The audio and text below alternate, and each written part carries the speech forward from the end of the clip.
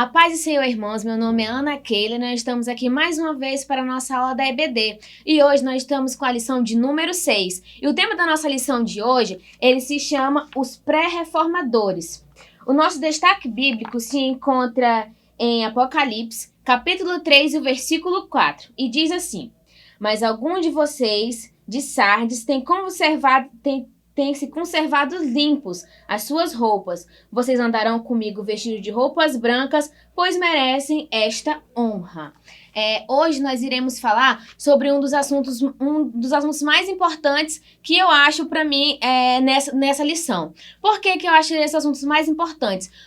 Porque nós iremos falar sobre os pré-reformadores, nós iremos falar sobre aquelas pessoas que foram tocadas pelo Espírito Santo para eles poderem continuar defendendo o Evangelho de Cristo. Como se foi falado na lição de número 4, em que eu dei essa aula, eu falei sobre o apóstolo João, sobre o apóstolo Paulo, que eles defendiam o Evangelho de Cristo. E essas pessoas não seriam diferentes. Hoje nós iremos falar de homens que foram tocados pelo Espírito Santo de Deus, que foram levantados por Deus para do mesmo jeito defender o Evangelho de Cristo. Mas hoje nós iremos falar em uma perspectiva histórica, em uma perspectiva mais, digamos que uma perspectiva mais escolar, né? E eu, como uma estudante de história, não seria diferente para mim, me sinto extremamente lisonjeada de poder falar desse assunto para vocês, né? E o nosso primeiro tópico, ele fala sobre os albigenses ou os cátaros, né?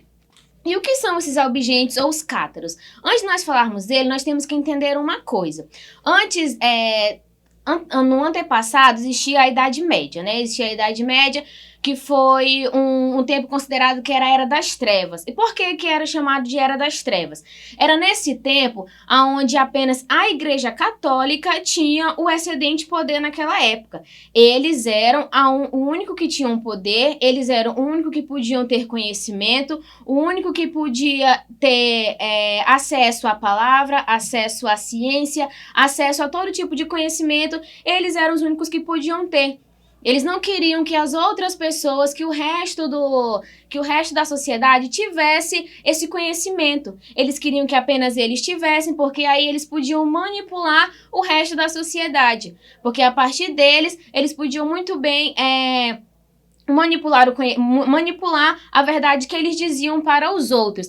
Então, nós iremos falar sobre uma época onde essas pessoas, onde esses homens sofreram, né? Eles tiveram muitas dificuldades tiveram dificuldades enfrentadas ali, onde eles tiveram que ir de frente ao poder, onde eles tiveram que ir de frente a uma certa hierarquia, a uma certa questão de pessoas que tinham extremamente poder ali dentro, que em um simples falar de dedo, uma simples palavra, um simples olhar, eles podiam muito bem acabar mortos, acabar sendo executados, acabar sendo queimados vivos. E foi isso que aconteceu com muitos deles, né? E para nós falar nisso, nós vamos falar sobre o ponto 1, que é os albigenses ou os cátaros. Eles surgiram na França, lá no sul da França, em 1170 depois de Cristo, né? Eles foram de contra ao Império Romano, né? Eles às vezes tinham um exagero naquilo que eles falavam, às vezes eles exageravam muito naquilo que eles queriam transmitir, naquilo que eles passavam, mas apesar disso, eles defendiam o Evangelho. Apesar disso, eles defendiam o Evangelho de Cristo. E eles, para ir de contra com o Império Romano, eles distribuíam o Novo Testamento às pessoas. Eles começaram a distribuir, eles começaram a implantar na mente das pessoas que elas poderiam ser capazes por elas mesmas de conhecer a Cristo, né? Não só pelo que a Igreja Católica dizia. E isso começou a incomodar muito o Império Romano, começou a incomodar muito a Igreja Católica. Por quê? Porque se eles dão aquilo que a única que tinha era a Igreja Católica, que o único poder a Igreja Católica que tinha, eles começavam a entender que, assim, eu dando a Bíblia, eu dando o conhecimento à sociedade, a sociedade vai ter acesso ao conhecimento, vai ter acesso à palavra de Deus e eles vão saber a verdade, eles vão tirar as próprias conclusões dele e a partir disso deixar de acreditar naquilo que a Igreja Católica pregava. E isso foi irritando tanto o Império Romano, que um papa chamado Inocêncio III, ele simplesmente condenou essas pessoas, os cátaros, né? Tipo, como a gente pode dizer que é uma sociedade, eles condenaram eles à Inquisição. E o que era a Inquisição? A Inquisição era um modo de tortura, era um modo de... quando você era condenado à morte naquele tempo. Se você ia, como eu falei, se você ia de contra a igreja, se você ia de contra ao poder, você era morto, você era torturado, e eles foram um dos primeiros a serem torturados pelo simples fato de que queriam que negassem a sua fé, queriam que parassem de ir contra a igreja, que parassem de ir contra ao poder. Né? Então, eles foram mandados à Inquisição, foram torturados, foram mortos, e assim eles acabaram... eles tendo uma influência muito grande naquele tempo, né? Pelo simples fato de terem entregue o Novo Testamento, assim fazendo com que eles tivessem um conhecimento e de frente com a Igreja Católica. E o nosso tópico 2, nós iremos falar sobre os valdenses. Nós iremos falar sobre os valdenses, né? E quem são esses? Eles foram chamados assim por conta de um comerciante francês. Ele era muito rico, o nome dele era Pedro Valdo, né? Que ele se converteu a Cristo, ele leu as escrituras, ele se converteu a Cristo, e por ele ser uma pessoa extremamente rica, ele pegou toda a sua riqueza, tudo que ele tinha, e ele deu aos pobres. E depois que ele deu todo sua fortuna, todo o seu dinheiro aos pobres, ele juntou um grupo de pessoas, um grupo de fiéis, que também acreditavam no Evangelho de Cristo, né? E assim, eles também começaram a pregar contra a Igreja Católica, pregar contra tudo que a Igreja Católica pregava. Um dos nossos pontos principais dessa lição é você entender que todas essas pessoas aqui, todos esses homens, eles vão lutar contra o poder da Igreja Católica, contra a grande influência que a Igreja Católica tinha naquele tempo. Todos eles, vocês vão ver eu repetindo bastante vezes, todos eles vão lutar contra a Igreja Católica, todos eles vão lutar contra o poder que a Igreja Católica tinha naquele tempo, naquela época. Ou seja, eles também acreditavam em um evangelho puro. Um evangelho que no caso, eles acreditavam que não necessariamente você teria que pagar pela sua salvação, pagar para Deus perdoar os seus pecados, pagar para você ser salvo, pagar para Deus te perdoar. Não. O evangelho puro, que a única coisa que você precisava fazer é simplesmente acreditar em Jesus e crer na sua salvação. E o nosso próximo ponto, nós iremos falar sobre João Wycliffe, né? Quem era João Wycliffe? João Wycliffe foi uma das pessoas importantes, né? Uma das mais importantes que nós vamos ter aqui, né? Por que ele vai ser um dos mais importantes? Porque ele foi o primeiro, ele era um estudante, ele também se converteu a partir de ler as Escrituras de Cristo, ele se formou em Oxford, né, uma universidade dos Estados Unidos. O nosso próximo nós iremos falar é João Wycliffe. Ele foi um dos nossos mais, eu posso dizer que um dos mais importantes sobre os pré-reformadores, né? Porque ele foi um dos primeiros a fazer a tradução da Bíblia para o inglês.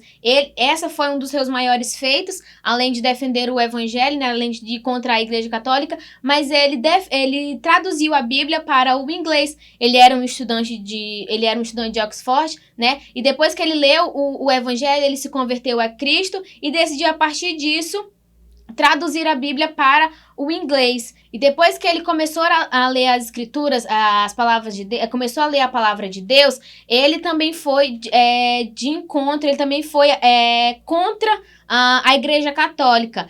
Todos eles, novamente, dizendo o que eu repeti, todos eles vão contra a Igreja Católica, todos eles vão lutar contra a Igreja Católica, porque a Igreja Católica, ele tinha o excedente poder naquele tempo, a Igreja Católica era extremamente influente, era onde eles, infelizmente, a Igreja Católica naquele tempo se aproveitava do emocional dos fiéis, se aproveitava da economia deles, Até porque naquele tempo a sociedade ela era mantida a partir da Igreja Católica, ela era mantida, a economia era mantida a partir da igreja, entendeu? Era mantida a partir da Igreja Apostólica Romana naquele tempo, né? E depois que ele traduziu, que ele teve um grande número de pessoas que o apoiavam, que já tinham acesso à palavra de Cristo, infelizmente, Martinho V, né? Ele não se sentiu extremamente incomodado naquele tempo, também ele não se sentiu extremamente ameaçado por perder o seu poder, porque, consequentemente, quando você tem o conhecimento, você começa a ter um senso crítico, você começa a criticar, você começa a querer buscar, começa a entender, mas por que que isso acontece? Por que que aquilo acontece? Por que que isso está acontecendo? E isso para eles era uma ameaça, porque a partir dali que o pessoal começava a questionar o que a igreja impunha para eles, eles acabavam perdendo moral, acabavam perdendo fiéis, acabavam perdendo pessoas que poderiam continuar mantendo eles ali dentro. O nosso próximo tópico, que também tem a ver com João Riffe, vamos falar sobre os Lollardos e João Hans. E os Lollardos, né, eles eram seguidores de João Riffe, né? Eles eram um grupo fiel a ele, um grupo em que estava junto com ele naquele tempo. E depois que Martinho V condenou ele também à Inquisição, condenou ele à morte, todos os seguidores continuaram pregando, mas infelizmente eles também foram mortos, eles também foram extremamente perseguidos, né? Como todos os outros, todos foram perseguidos, foram mandados para a Inquisição, foram mortos, foram torturados, todos eles foram mortos, mas o principal deles foi João Hans, né? Por que João Hans foi o principal dele? João Hans foi o principal dele pelo simples fato de que ele, antes da sua morte, antes dele ser queimado vivo, antes dele morrer, ele profetizou que dali a 100 anos depois da sua morte iria acontecer a Reforma Protestante, né? E o que a Reforma Protestante, que teve início com o Martinho Lutero, que vai ser assunto da nossa próxima aula, não vou entrar nesse assunto, né? Mas é um assunto extremamente importante também a Reforma Protestante, porque se não fosse a Reforma Protestante, nós não teríamos livres para nós decidirmos a que religião seguir, a que evangelho seguir. E tem um comentarista que ele fala que o nome dele é James, né? E ele escreve sobre a morte de João Hans. E quando eu lia essa parte da lição, quando ele fala sobre a morte de João Hans, eu estava lendo e é impossível não se emocionar, porque eu simplesmente sou uma pessoa que sou apaixonada por história, e quando eu li, eu senti realmente a presença de Deus, eu senti o que eles deveriam sentir quando eles defendiam o evangelho de Cristo.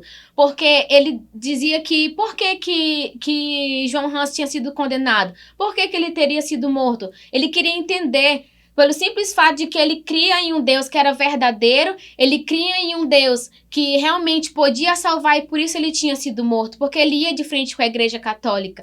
E quando você lê essa parte, é impossível você não se emocionar, porque ele diz que infelizmente um homem, por ele acreditar um Deus verdadeiro, ele foi condenado à morte, né? Eu vou ler para vocês aqui, para vocês verem como extremamente... Não tem nem palavras para descrever o que eu senti quando eu li isso aqui. Ele fala assim: por que executar este homem? O que ele fez para merecer tanta raiva, hostilidade e brutalidade? Qual foi o seu grande crime? Qual foi o seu pecado? E ele diz assim, a resposta é bem simples. Ele acreditava que a Bíblia é a palavra de Deus. Acreditava que a Bíblia é a autoridade final. Acreditava que as pessoas não podiam comprar o perdão para os pecados com o seu dinheiro. Ele acreditava na simplicidade e na santidade da igreja primitiva. Acreditava que no culto da comunhão não deveriam servir para as pessoas apenas pão, mas também cálice. Acreditava que o clero não deveria abusar dos leigos, nem se aproveitar economicamente e emocionalmente deles. Eles acreditavam que que a verdadeira igreja de Cristo não era uma estrutura Eles acreditavam que a verdadeira igreja de Cristo não era uma estrutura organizacional, mas consistiam em apenas as pessoas que realmente conheciam ao seu Deus. E esse pequeno texto que James escreve sobre John Huss é o que vai resumir toda a nossa lição. Porque todos esses homens aqui, eles lutavam contra uma igreja, contra um certo grupo que queriam abusar das pessoas, que queriam tirar vantagem das pessoas, não só emocionalmente, mas também economicamente. Naquele tempo existiam muitas indulgências, que eram onde as pessoas poderiam comprar a sua salvação, as pessoas poderiam comprar o perdão dos seus pecados. A Igreja Católica usava muito isso. Eu fiz uma coisa aqui, eu simplesmente corria na igreja, eu dava uma certa quantidade em dinheiro, em alguma coisa, e eles me davam a certeza de que eu estava perdoado. Ou eu ia lá, eu dava uma certa quantidade de dinheiro e acreditava que eu estava salvo a partir disso. E ele dizia... E todos eles pregavam dizendo que não era assim. A única coisa que você deveria fazer, a única coisa que eles deveriam ter feito era só acreditar em Jesus, era só acreditar na salvação deles. Eles não precisavam pagar por isso, eles não precisavam dar dinheiro por conta disso, porque Cristo lá na cruz, ele já tinha feito um sacrifício por nós, né? Cristo lá na cruz, quando derramou o seu sangue por nós, já foi o suficiente para nos salvar. Nós não poderíamos, não seria certo darmos dinheiro, dar nada, porque Deus, ele simplesmente fez um sacrifício por nós e nós fomos salvos a partir disso, né? E por que para mim é uma passagem emocionante, é uma coisa que toca ao meu coração? Porque, infelizmente, hoje em dia, ainda tem gente que acha que é simplesmente isso, que é só eu chegar, eu dar dinheiro, eu me aproveitar da fragilidade do outro, me aproveitar do dinheiro do outro para dizer para ele, olha, toma isso aqui, você vai ser curado a partir disso, mas você tem que me dar em troca, que é o dinheiro. E não, nós não sabemos que não é assim. A única coisa que nós precisamos fazer é acreditar em Cristo, é ter fé em Cristo, é acreditar na nossa salvação, é ter fé na única pessoa que realmente pode solucionar todos os nossos problemas, que pode nos dar a salvação, que pode nos dar a certeza de tudo, que é Cristo. O nosso último tópico que nós vamos falar é sobre o Jerônimo. Ele também foi, diferente dos outros, ele saiu de dentro da Igreja Católica, ele estava lá dentro, né? Ele vivia aquilo, e depois que ele começou a ler a palavra, depois que ele teve acesso à palavra de Cristo, que ele começou a ler sobre ela, né? Ele viu que tudo aquilo que a Igreja Católica praticava antigamente era errado. Ele fazia parte daquele grupo, mas a partir do momento em que ele começou a ler, que ele teve acesso à verdadeira palavra de Cristo, né, ele se libertou. E é isso que a palavra de Deus faz, ela liberta, né? É isso que a palavra de Cristo faz. Ela nos tira do pecado, ela nos tira nos tira do pecado, elas nos livra, elas nos liberta, né? E ele tinha um grande diferencial dele, é porque ele pregava com tanta convicção a palavra de Cristo, ele pregava com tanto poder, que é até citado que ele era um dos mais respeitados, o pessoal dizia que ele pregava com tanta autoridade, com tanto poder naquele tempo, sobre as verdades de Cristo, quando ele ia contra a Igreja Católica, que ele simplesmente lotava as praças, ele lotava os lugares onde ele estava pregando.